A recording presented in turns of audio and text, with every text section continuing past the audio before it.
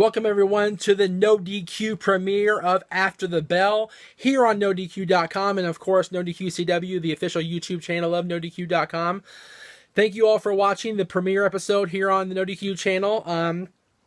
After the Bell is going to be different than it used to be. After the Bell was basically my my way of replacing Talk Wrestling in my heart when I joined the other channel I was on. And rather than have two mailbag shows, because that's just redundant, what I'm going to do is make After the Bell be a After the Bell show, meaning after the final bell of WWE TV for the week, you will see this show on YouTube, and you will see me talk about Raw, talk about SmackDown, talk about NXT, and while it's ongoing still, the Cruiserweight Classic. That's what we're going to talk about, so let's just not even screw around. Let's just get right into it, shall we? On Raw, we had a Fatal 4-Way plethora, if you will. We had two Fatal 4-Ways to determine the two top contenders on Raw. The winner of that match, of that final match at the end of the night, would face Seth Rollins for the newly created WWE Universal Championship, exclusive to Raw. So I guess they're going to call the Raw Championship the Universal Championship, and the WWE Championship on SmackDown is the WWE World Championship. So once again, Raw sounds like the more studded show, because you have the universe versus the world. Just saying. Raw started out with Stephanie and Mick Foley announcing that in one Fatal 4-Way match we would see Finn Balor, Cesaro, Kevin Owens, and Rusev, the U.S. champion. In the other Fatal 4-Way we would see Roman Reigns, Sami Zayn, Chris Jericho, and Sheamus. Of course, we all, for those of you who didn't see Raw, Finn Balor and Roman Reigns came in on top of those two matches and advanced to the last match of the night, which we will get to momentarily. Also on Raw, during the course of the night, we saw the debut of Nia Jax, who defeated a girl by the name of Britt Baker, who has been named local talent on the YouTube channel and other videos by WWE. But Nia was given a squash to start off her Raw career. Not a big surprise. They need to build Nia up as a true monster before they allow her to challenge for the WWE Women's Championship, which also, by the way, changed hands on Monday Night Raw. We'll get to that a little bit later on in our Raw review here. Let's see what else. Neville returned. He defeated Curtis Axel, who now apparently is on his own, even though he and his former Social Outcast brethren, Bo Dallas, are both drafted to Monday Night Raw. Curtis went alone, and he lost to Neville. Great match for Neville. Great showing for the man that gravity forgot. Great to see him back. The New Day came out and kind of were celebrating their longest reigning WWE Tag Team Champion, longest WWE Tag Team Championship reign, if I could say that the first time. And they were happy, and they were goofing around and whatnot, and all of a sudden, here comes the club, here comes Gallows Anderson, and they just lay waste to the New Day. 2-on-3, the club still gets the upper hand, and it looks like we're going to see the New Day versus the club going forward for the WWE Tag Team Championship. Maybe it will be Luke Gallows and Carl Anderson that finally ends the 330-something, almost 40-something now reign of the New Day. In a huge surprise, well, we'll do that in a minute. Braun Strowman also got himself a squash match. He defeated, James Ellsworth was the guy's name. Byron was interviewing him in the ring, and he basically, it's my one chance. No, you had no chance, James. You're going against a newly head-shaven, kind of sort of side-shaven thing going for Braun Strowman. Still more hair than my ass. But we saw Braun Strowman just lay away. What I didn't like was the finish. The reverse choke slam looks extremely dangerous. Looks like it's not going to be working long term. It's such a dangerous move to plant a guy face first, to not take the back bump, to take a face plant. You know, very few people can take a proper face plant, especially when you're being literally choke slammed out of the air. That's not going to work. I think you should scrap that immediately. Enzo and Cass defeated the gentleman from Puerto Rico, of course, Primo and Epico, the Shining Stars. Enzo, again, continues to shine on the microphone.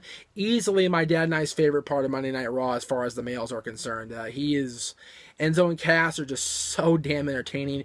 They have grown leaps and bounds since they left NXT earlier this year. They are just unbelievable. Sasha Banks, the new WWE Women's Champion, she defeated Charlotte in what was an unbelievable back and forth, brutal at times encounter with the two ladies. It was awesome to see Sasha Banks get her moment and to see the genuine happiness exude out of her, both in the ring after the match and in promos after on WWE.com during the photo shoot with the championship. She couldn't stop smiling. It was so awesome to see that. It's good to see that Triple H's investment has paid off, and I'm very, very happy for Sasha Banks, as I am happy for the new number one, if you want to call him number two contender for the WWE Universal Championship. Of course, I'm talking about Finn Balor, the birthday boy from Monday Night Raw, who emerged from the Fatal 4-Way battle with Cesaro, Owens, and Rusev. And then, of course, Roman Reigns defeated Sami Zayn, Jericho, and Sheamus, rather.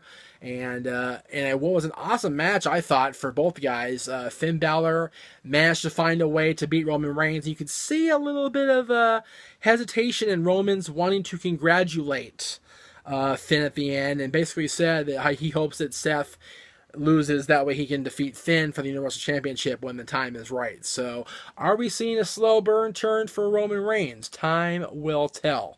On to SmackDown the next night, Tuesday night. Shane McMahon and Daniel Bryan countered the Universal Championship creation with their announcement that there would be a six-pack challenge at the end of SmackDown between, let's see here. Who won that? Oh, Dolph Ziggler, Baron Corbin, John Cena, AJ Styles, Bray Wyatt, and the winner of a Battle Royal to kick off SmackDown, which was Apollo Crews. Those six guys competed in the end of the night of SmackDown. We'll get to that in just one moment. Becky Lynch got her big revenge win, if you want to call it that. I think that the win on Sunday was still much more dominant on Natalya's part, but Becky managed to get Natty in the disarmer and make her tap out, so maybe we'll see a rubber match at SummerSlam between the two ladies. Hopefully some sort of awesome maybe submission stipulation. It was funny, somebody on Twitter brought up that he thought it was going to be a submission match on Sunday, and it didn't happen that way. It ended up being a submission anyway because Natty made Becky tap out the sharpshooter, but it was announced as a submission match. Maybe we'll see that at SummerSlam because they both have tremendous submission holds. The Miz hosted Miz TV with a guest as himself, interrupted by Randy Orton, who goaded him into a match, and we saw Randy Orton, his first match back on WWE TV. He defeated The Miz in pretty convincing fashion, I thought. 2 straight RKOs to take out the former WWE champion, the most must-see WWE champion of all time, as he calls himself. Probably my favorite part of SmackDown, and the only reason I say favorite is because at least Heath Slater got some TV time. I think they're doing him a terrible disservice by making him the odd man out, but he did get some TV time. He came out there and he got gored by Rhino thanks to complaining. That's what he gets for complaining. Although Rhino and Shane have a history of the alliance back in this, maybe there's an enforcer there. I doubt because Shane's a babyface now, but you never know. Stranger things have happened. I'm rambling off my ass here.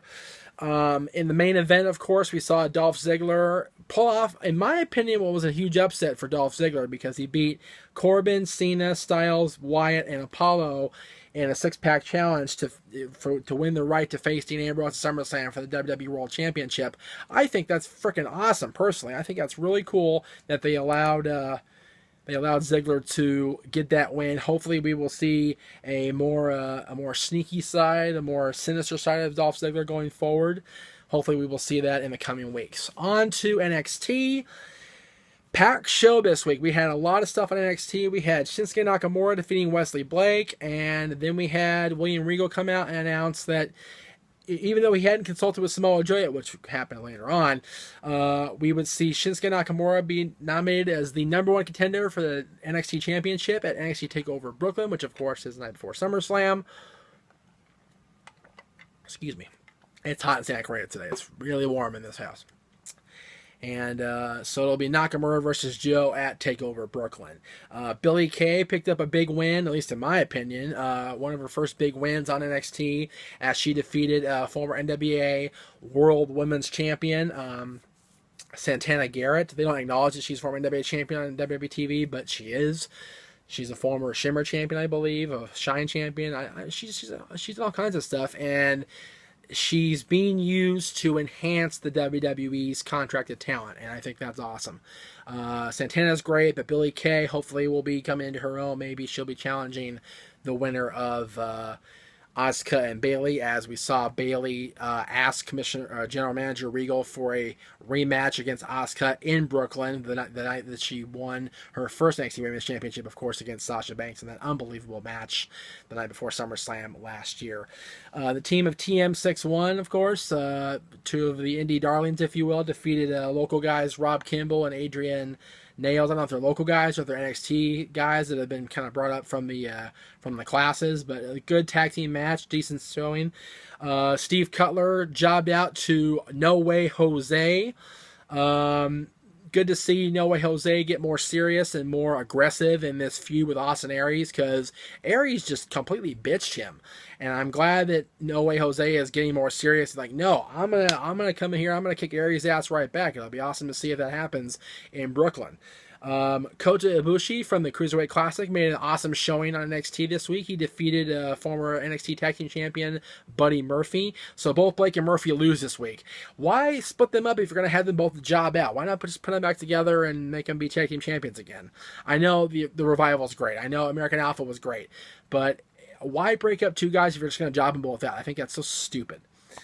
And then in the final segment of the night, Samoa Joe came out and reluctantly agreed to a match with Shinsuke Nakamura. He basically was trying to tell Regal that, you didn't consult me, so the match isn't happening. And Regal said, well, if you don't fight, then you're going to forfeit the title. As simple as that. Regal, stepped up and is being, as usual, a great general manager of NXT and really put his foot down. So that was awesome to see. Cruiserweight Classic was up next at 9 o'clock Eastern Time. And 4, again, unbelievable matches on NXT. Zack Sabre Jr. I've never seen this guy actually wrestle. I haven't seen his videotapes or anything. He is unbelievable in the ring. He is what he calls himself, a technical wizard. No offense to Joey Ryan, but he is a technical wizard. He's unbelievable. He's that good. Defeated Tyson Dukes. Sorry. Drew Gulak, who we've seen here on NWA Championship Wrestling from Hollywood, former Heritage Tag Team Champion, defeated Harv Shearer. God, I can't say these names. I'm so sorry. Brian, help me. Another great match. Tony Nese defeated Anthony Bennett in a match of two American competitors. Unbelievable match again. Another great showing by both guys. And in the final match, the Brian Kendrick defeated Raul Mendoza. I didn't like Kendrick's match, and that's going to piss people off because people like Kendrick. I like Kendrick. But he got completely dominated for most of this match and only came out as a winner because he had to resort to shenanigans. In the Cruiserweight Classic, you shouldn't have to resort to shenanigans. I'm sorry. You shouldn't have to do that. You should be able to rely on your skill and your ability. And if you can't rely on your skill and ability, you have nothing in the Cruiserweight Classic. And I think that was rather shady of WWE booking to do, rather shady of them to have Kendrick do that. Whether he asked to do it or not, maybe he did, maybe he likes that. I think Kendrick is better than that, and I also didn't like Brian overly cheering for Kendrick. Daniel Bryan overly cheering for Brian Kendrick. Not a fan at all. He needs to stay unbiased. I know that they're friends. They've been friends for almost 20 years, but come on, that's kind of ridiculous.